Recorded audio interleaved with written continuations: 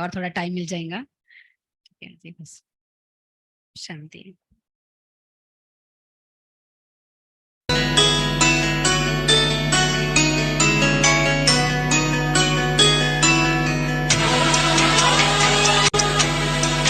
शुभ स्वागतम स्वागतम शत स्वागतम स्वागतम शुभ स्वागतम स्वागतम शत स्वागतम स्वागतम शुभ स्वागतम शत स्वागतम शुभ स्वागतम शत स्वागतम।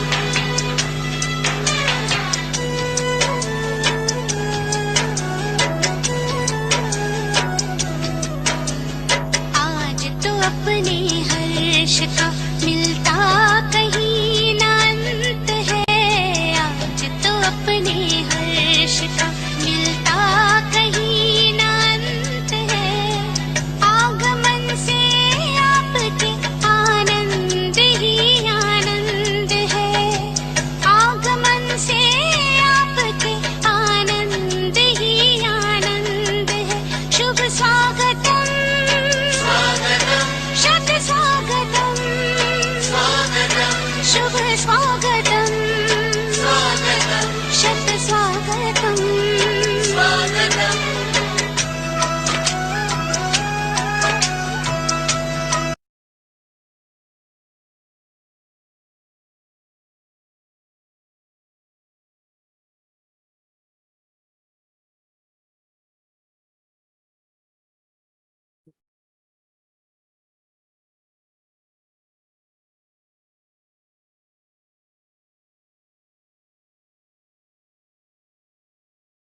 ओम शांति। सभी बहुत प्यार से कहें ओम शांति। मुस्कुराकर कहिए, मुस्कुराकर उमंग उत्साह से कहिए। बहुत अच्छा। नमस्ते, गुड मॉर्निंग। मॉर्निंग गुड है। बारिश है तो भी गुड है। हाँ जी। बहुत अच्छा। आज की बाबा की, प्यारे बाबा की मीठी वाणी में बाबा ने कितनी गोही गोही बातें की है, उसको समझना बहुत जरूरी है। आज बाबा ने विशेष क्या कहा, किससे रूठना नहीं है। ब्रह्मा बाबा से भी नहीं रूठना है और ब्राह्मणी से भी नहीं रूठना।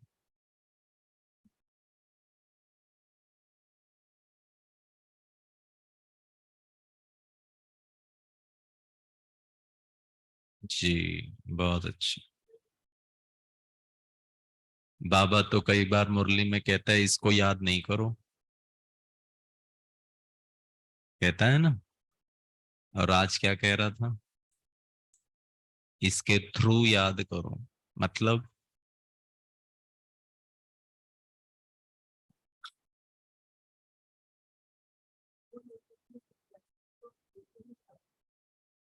तो ये साकार मुरली, जब साकार में ब्रह्मा थे तो अगर ब्रह्मा से रूठे, अच्छा चलिए छोड़िए, आज तो ब्रह्मा नहीं है। आज कहाँ है ब्रह्मा बाबा। आप रूठ सकते हो जो है ही नहीं। रूठना तो उनसे होता है जो साथ होते हैं। जनरली दुनिया में पुरुषों के लिए, गलत भी हो सकता है लेकिन अंडरस्टैंडिंग यही है कि जो पति होता है ना, कुछ कुछ ऐसे होते हैं पुरुष जो दुनिया के लिए बड़े अच्छे होते हैं। सारी माताएं बहनें इस पुरुष के युगल को कहते, तुम्हारे पति कितने अच्छे हैं, क्या उनकी चलन है, क्या उनका है। और पत्नी बोलती, हाँ मुझे पता है कैसे हैं। आपके बारे में नहीं कह रहा हूं। मैं हम दूसरों के सामने बहुत अच्छा बनते हैं, आप लोग के लिए नहीं कह रहा हूं मैं, मेरे बारे में कह रहा हूं, लेकिन अपनों के लिए हमारी असलियत बाहर आती। दुनिया वाले होंगे ना, उनको बहुत प्यार से करेंगे, हर दिन करेंगे गुड मॉर्निंग। अब मान लो वॉकिंग करने जाते हैं और कोई मिल जाता है तो मुस्कुरा के कहे गुड मॉर्निंग साहब, good morning sir, good morning. और घर वालों को किया कभी गुड मॉर्निंग?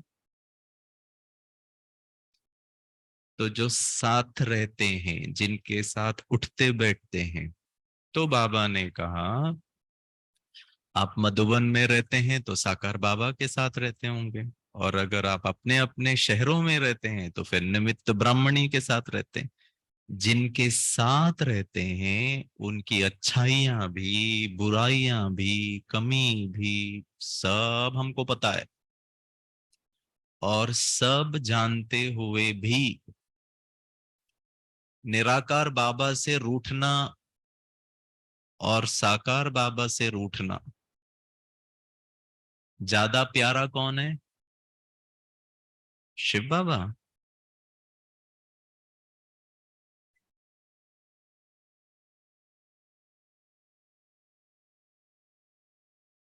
शिव बाबा और ब्रह्मा बाबा में आप कंपेयर करो ना, तो ब्रह्मा बाबा ज्यादा मीठा है। बेगरी पार्ट हुआ, या जो भी समस्याएं आई, झेलना किसको पड़ा? ब्रह्मा को।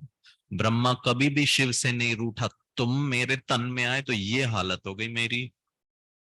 मैं तो रॉयल था भैया, ठाट में रहता था, जौहरी था। सारे राजा महाराजे रजवाड़े और ब्रिटिश एम्पायर के लोग मेरे को कितना सम्मान देते थे। और ये आया, कितनी गालियां खाई इसके नाम पर। तो ब्रह्मा कभी शिव से नहीं रूठा, और बच्चों को भी कभी भी ब्रह्मा बाबा ने रूठने का मौका नहीं दिया। बाबा तो बहुत प्यारा था। कितना प्यारा था पता है? बेगरी पार्ट, खाने को नाश्ता नहीं खाना, 1 बजे घंटी बजानी है और ब्राह्मणी आके ब्रह्मा बाबा को पूछती है क्या करूं, क्या बनाना है। ब्राह्मणी ने शिव बाबा को नहीं पूछा निमित्त कौन है। सारी जिम्मेवारी तो अब निमित्त को ही पूछोगे ना, और अगर निमित्त ने थोड़ा ऊपर तो गुस्सा आता, अरे बोलते क्यों नहीं। इंटरेक्शन किसके साथ हो रहा है? देह भान किसके साथ आ रहा है? क्रोध किसके साथ आ रहा है?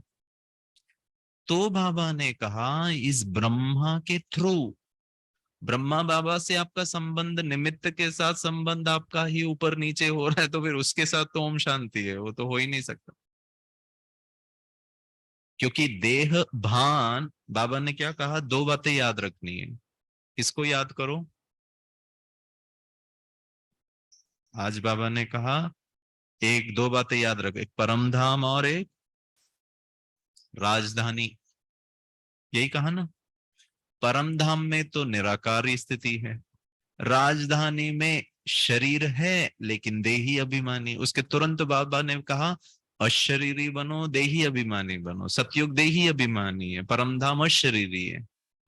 अब यहां निमित्त के साथ आप देही अभिमानी बनो, साकार के साथ देही अभिमानी बनो। देह है लेकिन सतयुग में गुस्सा नहीं होगा, मैंपन नहीं होगा। अब संगम युग में जितना मैंपन है उतना कम पद सतयुग में है। तो निराकारी बनना है तो परम धाम। अब निराकारी हूं नहीं, देह है, लेकिन सब दिव्य गुण हो तो फिर निमित्त को आप सम्मान ही देना है। तो बेगरी पाठ खाने को कुछ नहीं है, और किसी ने घी भिजवाए, घी के डब्बे 10-15, और आए मधुबन और वहां चोरी हो गई, कोई चोरी करके लेके चला गया। अच्छा, खाने पीने के टाइम पर अगर घी के डब्बे चोरी होंगे तो चलो छोड़ो, जाने दे, क्या फर्क पड़ता है। अब तो बेगरी पार्ट में घी के डब्बे चोरी हुए, तो जो सिक्योरिटी की जो बहन थी ना, उसको बड़ा बुरा लगा। अरे मेरी वजह से बुरा लगता है ना, हमारी वजह से किसी को तकलीफ ना हो। वो बड़े भारी हो गई वो बहन। बाबा को बताया, साकार बाबा को। देखो, निमित्त को फॉलो करना इजी है, निराकार को फॉलो करना बहुत डिफिकल्ट है। कभी कभी तो, आपकी बात नहीं कर रहा मैं, तो शिव बाबा को बोल देता हूँ थोड़ा तन लो 2 दिन के लिए, पता चलेगा कितनी तकलीफ होती। आपको तो तन ही नहीं है, लेकिन ब्रह्मा को तो तन भी था ना, बूढ़ा तन, 60 साल की उम्र। माउंट आबू में कितनी ठंडी पड़ती होगी, तो भी बाबा रात के 2:30 बजे उठे। शिव बाबा रात के 2:30 बजे उठे और माउंट आबू में योग करे, कहाँ शिव बाबा को ठंड लगेगी जी। तो कितनी मेहनत की।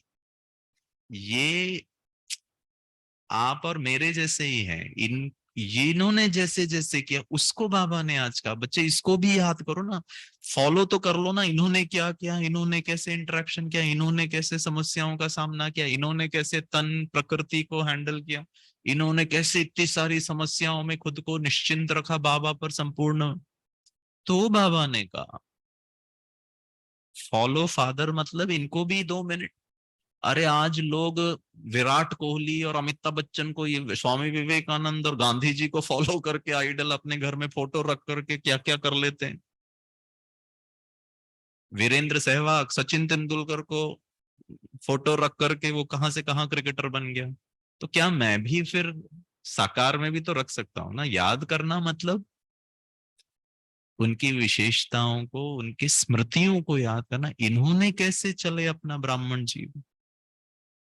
तो ब्रह्मा बाबा को पता चला, बताया गया कि चोरी हो गया डब्बे। बुलाया सिक्योरिटी वाली निमित्त बहन को। अब वो तो बड़े घबराए कि बाबा पता नहीं क्या कहेगा। पता है बाबा ने क्या कहा? गेस करिए बाबा ने क्या कहा होगा। साकार में ऐसा बनिए फिर निराकार।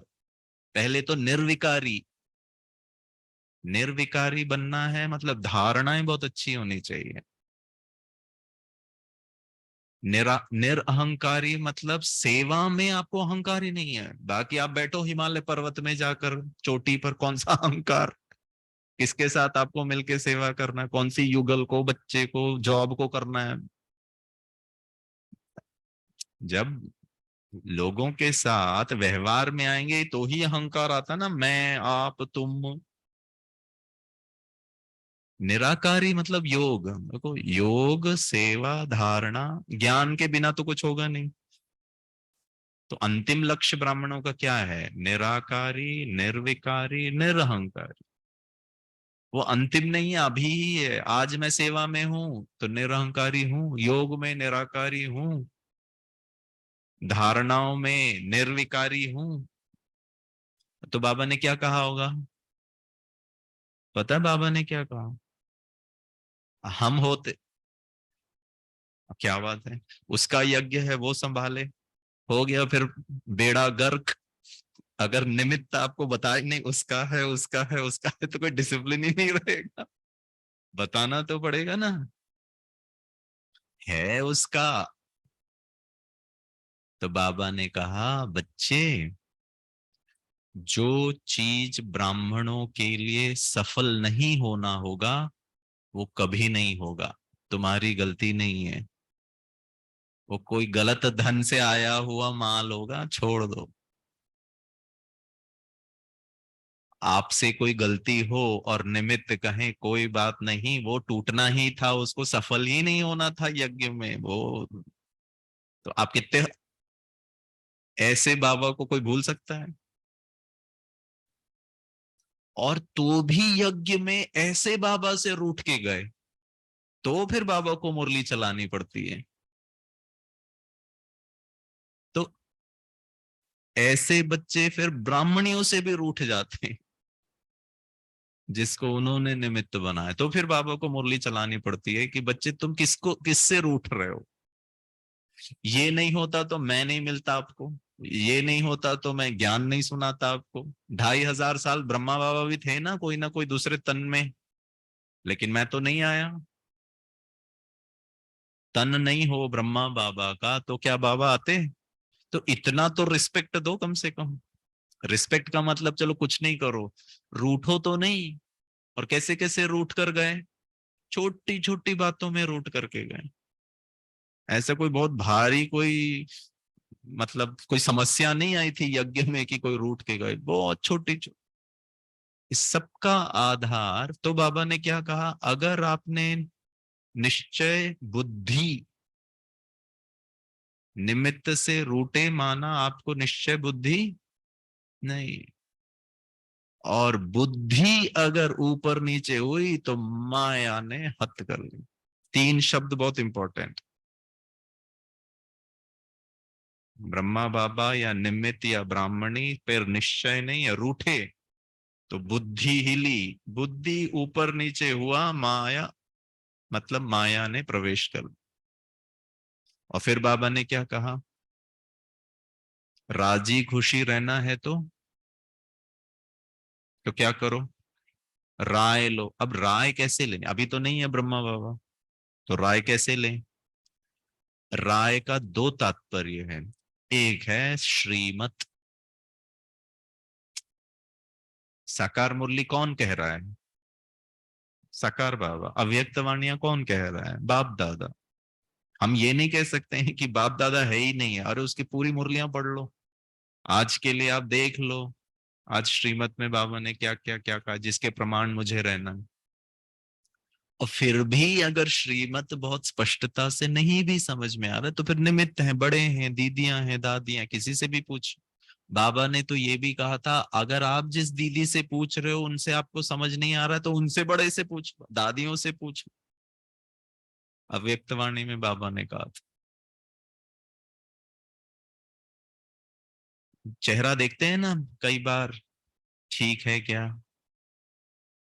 हाँ या ना? ब्रश करते हैं तो भी आईना देखते हैं, स्नान करते तो भी आईना देखते, घर से बाहर निकलते तो भी आईना देखते। और माताएं तो अपने पर्स में भी रखती है छोटा सा, ऐसे करके देख लें। और आजकल तो वो भी नहीं रखना है, मोबाइल फोन में सेल्फी है उसको ही देख लो, हाँ ठीक लग रही हूँ कि नहीं। आजकल कुछ लोग ऐसे भी करते। तो बार बार श्रीमत रूपी आईने में देखना है, कदम कदम राय लेनी है, तो रिजल्ट क्या होगा? सदा राजी और सदा खुशी। श्रीमत अनुसार चल रहा हूं, आत्मा श्रीमत अनुसार अगर चल रही है, कैसे भी विघ्न आए, कैसे भी समस्या आए, कैसे भी प्रॉब्लम आए। शिव बाबा ने ब्रह्मा बाबा का ज्यादा परीक्षा लिया। ब्रह्मा बाबा बच्चों की कोई परीक्षा नहीं लेता था, बाबा ने मम्मा की भी बहुत परीक्षा ली। माया परीक्षा लेवे और बाप दादा परीक्षा लेवे, कौन सा ज्यादा डिफिकल्ट पेपर हो सकता है? बाप दादा का। माया के सामने, बाप दादा के प्रश्न के सामने माया का जो चैलेंज है ना, वो कुछ हो ही नहीं सकता। बाबा साकार में इतनी कड़ी कड़ी परीक्षा लेता था। आपने सुना होगा ना, निर्मल शांता दादी की तबीयत ठीक नहीं थी तो बाबा ने कहा ठंडे पानी से स्नान कर लो, और वो रेडी भी हो गई थी। एक बल एक भरोसा, हांजी का पाठ, कितना डिफिकल्ट डिफिकल्ट पेपर। और हम यहाँ माया से उलझे हुए हैं। माया का पेपर पास करना माना प्रीलिम्स पास करना यूपीएससी का। अभी मेंस तो बचा है, इंटरव्यू तो बचा है। बाबा इंटरव्यू, बाबा ने कल परसों, कल की मुरली में कहा, परसों की मुरली में कहा था, बाप सुख दाता है और फिर धर्मराज के द्वारा हिसाब भी लेता है। वो एक अलग परीक्षा है, वो भी हम हर पल ही दे रहे हैं। बाबा ने ये भी कहा, धर्मराजपुरी कोई ऊपर नहीं है, हर पल धर्मराजपुरी का पेपर ले ही रहा है। दुखी हो रहे हैं, परेशान हो रहे हैं, मायूस हो रहे हैं, उमंग उत्साह कम हो रहा है, ये सब धर्मराज की सजा है। संगम युग भगवान मिला और खुश नहीं हो, इससे बड़ा दुर्भाग्य क्या हो सकता। तो आत्मा उड़ नहीं पा रही है, तो पेपर ही है वो, तो कष्ट ही झेल रहे हैं। इन्होंने ऐसा किया, उन्होंने वैसा किया, ये ठीक नहीं है, घर वाले ऐसे हैं, ब्राह्मण ठीक नहीं है, यज्ञ ठीक नहीं।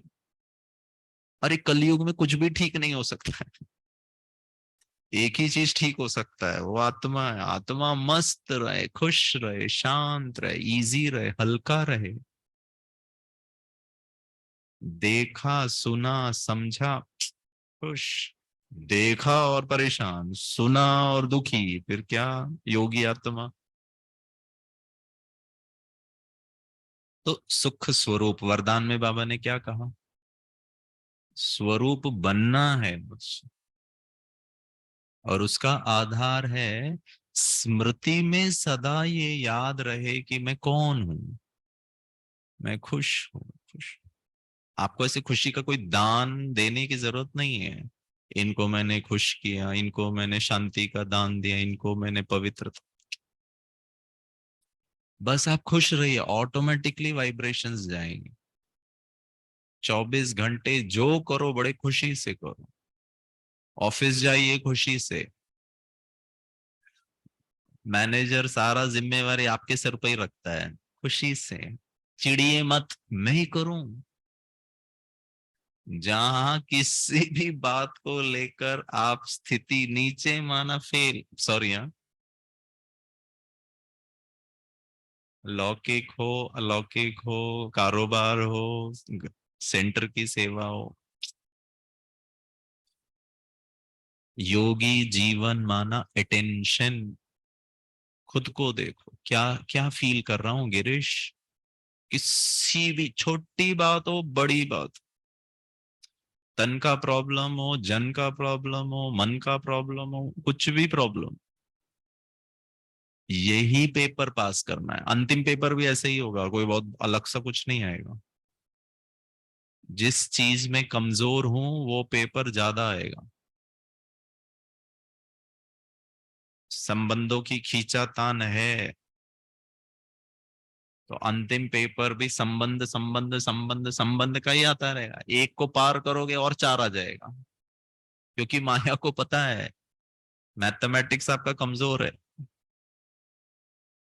और पता है हम क्या करते हैं, जो सब्जेक्ट इजी होता है ना वो ज्यादा पढ़ते हैं। मम्मी बोलती गणित कर, तेरे को कम मार्क्स आता है, मम्मा साइंस पढ़ लो पहले, अंग्रेजी पढ़ लो। जो आसान है वो ही पढ़ रहे हैं, और जो कठिन है वैसे ही कठिन लग रहा है वो पढ़ते, दूरी रखते मैथमेटिक्स। जो आपको सेंसिटिव बना रहा है, आपकी स्थिति डिस्टर्ब कर रही है, उसको पकड़ो, उसको इसके लिए क्या योग, इसके लिए क्या धारणा, इसके लिए क्या मुरली के पॉइंट, इसके लिए क्या स्वमान, इसके लिए क्या अभ्यास, इसके लिए क्या अटेंशन, तो विजयी हो जाओगे। मम्मी बोलती है मेरा बच्चा बहुत इंटेलिजेंट है, बस गणित का पेपर का मार्क्स हटा दो ना तो 99% इसका परसेंटाइल है, गणित के कारण बेचारा 70% पे आ गया, गए काम से। ऐसे ही धर्मराजपुरी भी बोलेगा, बाकी तो सब ठीक है, एक पेपर आपने हैंडल नहीं किया। और हर ब्राह्मण का एक कमजोर पेपर है ही है,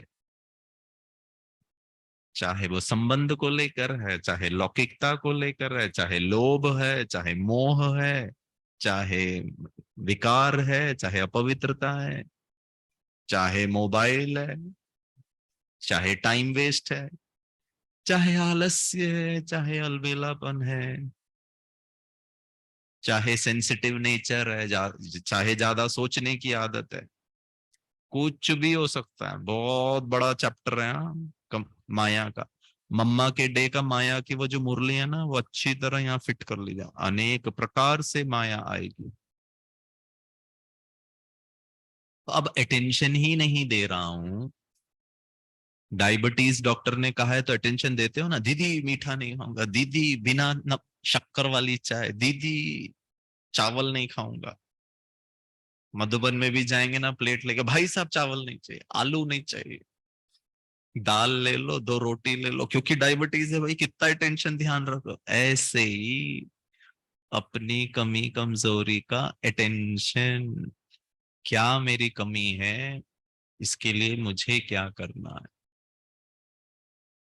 और वही बाबा ने कहा, बच्चे पत्र तो लिखो, बताओ तो सही, डॉक्टर को ही नहीं बताया, डायबिटीज छुपा के रखे हो।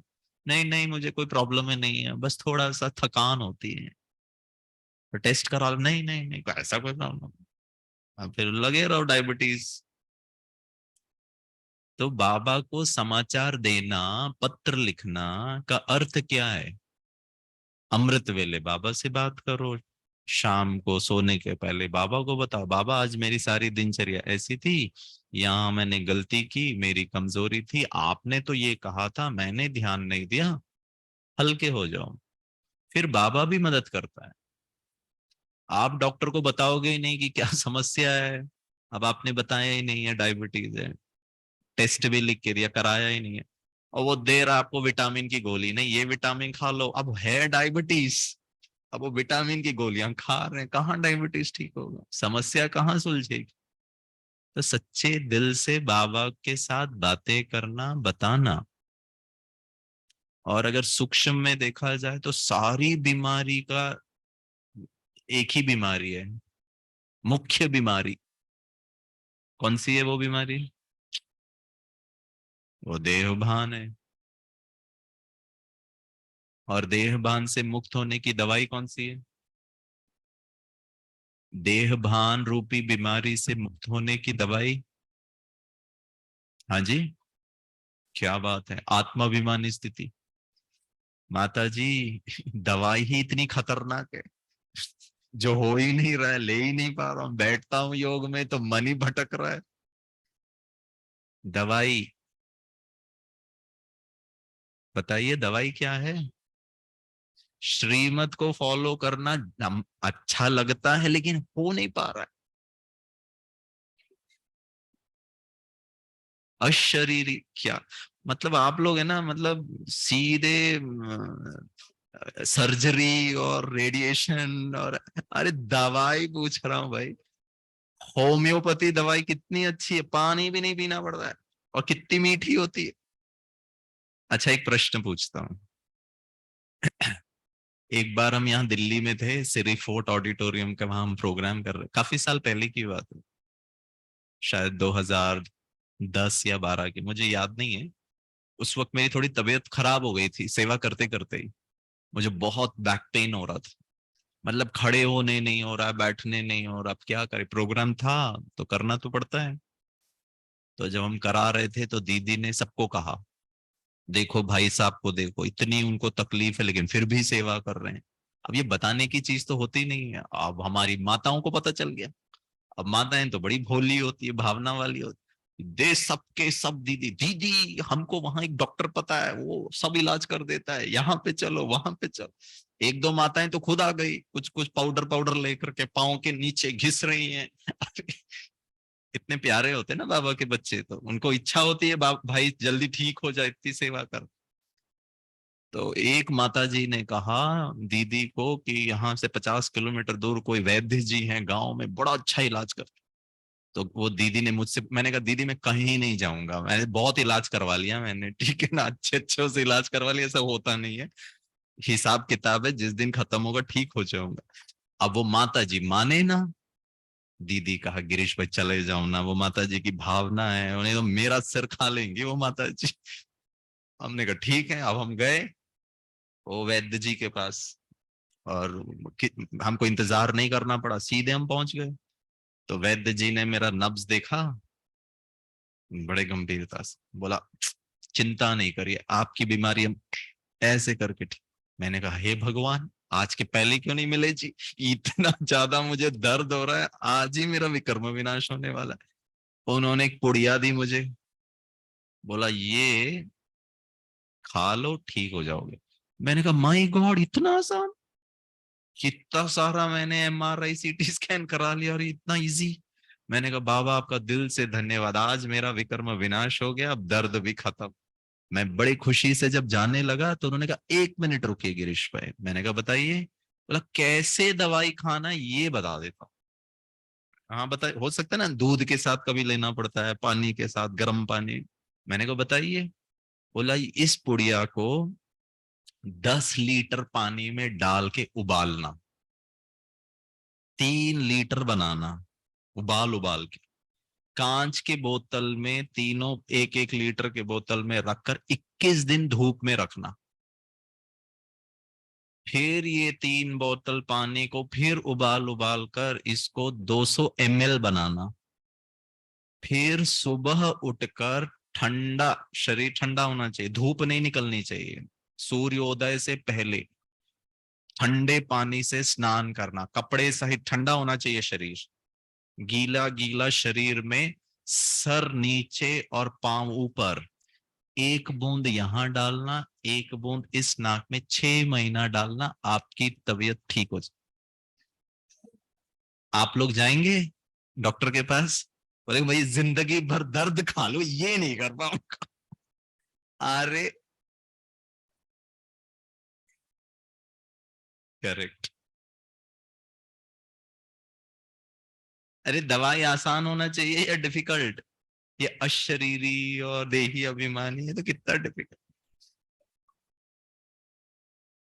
दवाई है रोज की सुबह की सेवा केंद्र में आकर निमित्त से इस वातावरण में मुरली सुनना। सुनने का मतलब ऐसा नहीं बैठे हैं और ऐसा वाला मुरली नहीं, आप लोग के बारे में नहीं बात कर रहा हूं, आप तो बड़े जागृत बैठते हैं बाबा की मुरली में। आंखें बंद, बहुत ध्यान से सुनना, लॉजिक है। हाँ, आंखें बंद तो कान भी बंद। तो फिर क्या सुन रहे हैं? जब आप नींद करते हैं तो आंखें बंद होती है ना, कान को तो बंद नहीं करना पड़ता अलग से, ऐसे कोई शटर तो नहीं है, आंखों को ही बंद करना पड़ता है। आंखें खुली है मतलब जागृत हो, यू आर एक्टिव, कॉन्शियस। भल मुरली क्लास में हमने 2 मिनट 1 मिनट आंखें बंद, चेक करो, मिस हो जाती है 2 लाइन, फिर आप जागृत हो जाते हैं। आज तो सुनना, दवाई खाना मतलब अंदर जाना। आज की मुरली अच्छी रीति से अंदर है, वो है दवाई। क्यों है वो दवाई? और कितना आसान है भाई, बाबा कष्ट देता है? सोफा में बैठो, देखो दीदियों ने कितना सोफा भी बनवाया अलग से, कुर्सी सीनियर सिटीजन्स के लिए, प्लास्टिक चेयर, आपको कंफर्टेबल ना हो तो गद्दे वाला मस्त आकर हम बैठते हैं। कुछ भाई बहन है तो और अच्छी तरह बैठते हैं। आराम तो देखो, ईश्वरीय महावाक्य चल रहा और आराम। क्या रॉयल बच्चे हैं जी, कोई टेंशन नहीं है, भगवान सुना है। ऐसे ज्यादा रॉयल्टी कहीं देख सकते। और दीदी फिर बड़े प्यार से बोलती है, ओम शांति भाई जी, गिरीश भाई, हाँ हाँ हाँ दीदी बोलिए बोलिए। तब हम जागृत होते। कोई दीदी डांटती है क्या? स्कूल में जाइए, आपका बच्चा क्लास में ऐसे बैठ के सो, टीचर गेट अप इडियट, बाहर निकल, मारूंगी तो खींच कर, नालायक, सोता है मेरी क्लास, कितना डांट मिलेगा। और ये भगवान का क्लास, बीमारी से मुक्त होने की दवाई, और हम सो रहे हैं। आपके बारे में नहीं कह रहा हूं, दूसरे भाई बहनों में। तो श्रीमत, श्रीमत पर कदम कदम पर राय लेंगे तो क्या होगा? सदा राजी खुशी रहेंगे। ठीक है ना? गिरीश भाई सुनाता रहेगा ना तो कम खत्म नहीं होगा। इसीलिए समय की मर्यादा है। आज क्या करना है सारा दिन? 2 चीजें करना है, देखना, देही अभिमानी हूं और अशरीरी हूं। देह भान, वो मैं यहीं से शुरू होता है और बाबा इसी को हटाने का प्रयास कर रहा है। तो निमित्त के साथ कभी रूठना नहीं। निमित्त छोड़ो, किसी भी देहधारी से रूठना नहीं। किसी भी, मम्मी भी निमित्त है, युगल भी निमित्त है, बच्चा भी निमित्त है, ऐसे समझो। सिर्फ दीदी ही निमित्त ऐसा नहीं, आपके साथी हैं ऑफिस में वो भी निमित्त। किसी से नहीं रूठ रहे हो, मतलब बाबा की श्रीमत है, सदा खुश रहो, सदा संतुष्ट। संतुष्ट हूं, इनसे असंतुष्ट, इनसे असंतुष्ट, इनसे असंतुष्ट ही नहीं। मतलब मैं नम्र हूं, स्वयं से नम्र बनिए। इन्होंने ऐसा किया, इन्होंने वैसा किया, इनको ठीक, ये संकल्प ही नहीं है। इजी हूं, ठीक है। कल सुबह हम वापस मिलेंगे और मैं आपसे पूछूंगा 24 घंटे, संकल्प में भी किसी से नहीं रूठ, वो यहां से तो करना ही नहीं है। चेक करेंगे आज सारा दिन कुछ। बाबा पता है मुरली में क्या कहता है, माया सुन रही है, वो तो सीधे प्रश्न ही लेकर आ जाएगी, ठीक है ना। ओके, तो कल सुबह के 8:30 बजे तक खुश रहना, राजी रहना, खुद से राजी, घर वालों से राजी, ब्राह्मण परिवार से राजी, माया से भी राजी। ले भैया तू कितना परीक्षा लेगा, कितना हिलाएगा मुझे, और मैं खुश हूं। दर्द हो सकता है लेकिन खुश रहिए, कोई गाली दे सकता है लेकिन खुश रहिए, कोई बुरा भला बोल सकता है लेकिन खुश रहिए, मतलब माया हार गई। उनको मत ठीक करने जाइए, दर्द को ठीक कर जाओ डॉक्टर के पास, एक मेडिसिन लो, लेकिन खुश रहो, मतलब जीत गए, ठीक है। वो भाई जो वापस लेकर जा रहा है उससे भी खुश रहो, ठीक है ना। जो इतनी आवाज कर रहा है उनसे भी खुश रहो, ठीक है। ओके, ओम शांति। थैंक यू, बाबा को थैंक यू, ताली बजाइए।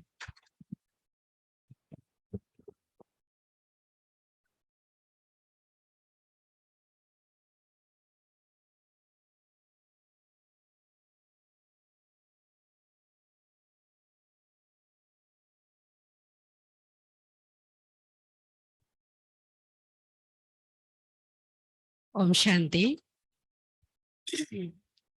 हाँ, कैसा लगा क्लास? अच्छा लगा? उमंग आ गया ना? देखो सबके चेहरे भाई साहब कितने खिल गए ना? तो अभी गिरीश भाई का बहुत बहुत धन्यवाद, थैंक्स कहेंगे, जो हम्म, बाबा की मुरली को बहुत अच्छी तरह से एक एक पॉइंट अच्छी तरह से उन्होंने क्लियर किया। तो आज की मुरली तो अच्छी तरह से समझ में आ गई ना। हाँ, पहले तो बाबा ने समझाया ही, लेकिन भाई साहब ने भी फिर उस मुरली को बहुत अच्छी तरह से एक एक पॉइंट को क्लियर करके हमें समझाया। क्योंकि मुरली ही एक हम, जैसे भाई साहब ने कहा ना कि बहुत बड़ी बीमारी हो तो एकदम सर्जरी नहीं करनी होती है, पहले उसको क्या किया जाता है, डॉक्टर के पास जाते दिखाते, तो पहले छोटा ट्रीटमेंट करते, उसके बाद में बड़ा। तो इसी तरह से जो आत्मा को शक्तिशाली बनाने के लिए वो है हमारी मुरली ना। तो मुरली, आज हम मुरली को हम लोगों ने इतना हल्कापन में ले लेते हैं ना कि क्या है रोज रोज मुरली सुना, भाई साधन इतने हो गए कि हम घर में बैठ के भी सुन लेते हैं। लेकिन जो पढ़ाई स्कूल में होती है, टीचर बैठ के पढ़ाता है, वो पढ़ाई घर में बुक से या ऑनलाइन से नहीं होती है ना। तो स्कूल के में जाके बैठना, वो वाइब्रेशन और संगठन का बहुत ही प्रभाव पड़ता है। तो आज तो भाई साहब ने क्लास कराई, लेकिन कल भी आपके सामने आएंगे। कल सुबह सबको मालूम है 6 से 6:30 योग रहेगा और 6:30 से 7:30 मुरली क्लास होगी, और उसके बाद 7:30 से 8:30-9 बजे तक के भाई साहब का क्लास रहेगा। क्योंकि उसके बाद फिर 10:30 बजे 10:15 निकलना भी है, क्योंकि 11 बजे और कहीं प्रोग्राम है। तो कल सभी 6 बजे पहुंच जाएंगे, है ना। ओम शांति।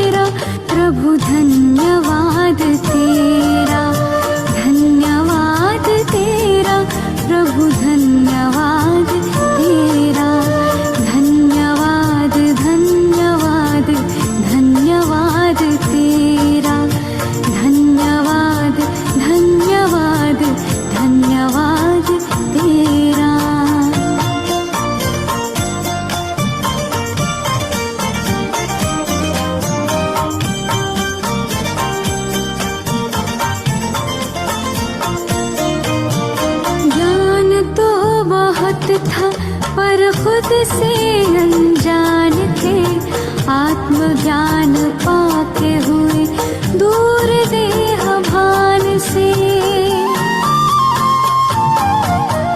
ज्ञान तो बहुत था पर खुद से अनजान थे, आत्मज्ञान पाके हुए दूर देह भान से।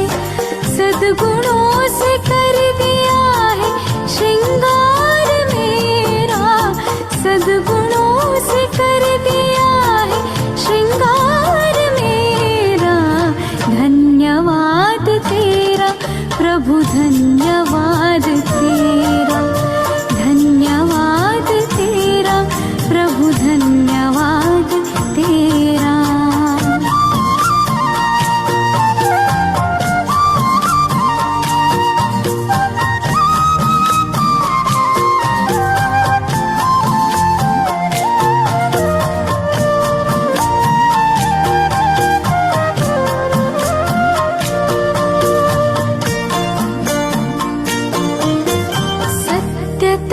की शक्ति से हम तो निडर हो गए, पवित्रता का बल मिला हम तो अमर हो गए। सत्यता की शक्ति से हम तो निडर हो गए, पवित्रता का बल मिला हम तो अमर हो गए। पग पग पर देते हो प्रभु साथ मेरा, पग पग पर देते हो प्रभु साथ मेरा। धन्यवाद तेरा प्रभु, धन्यवाद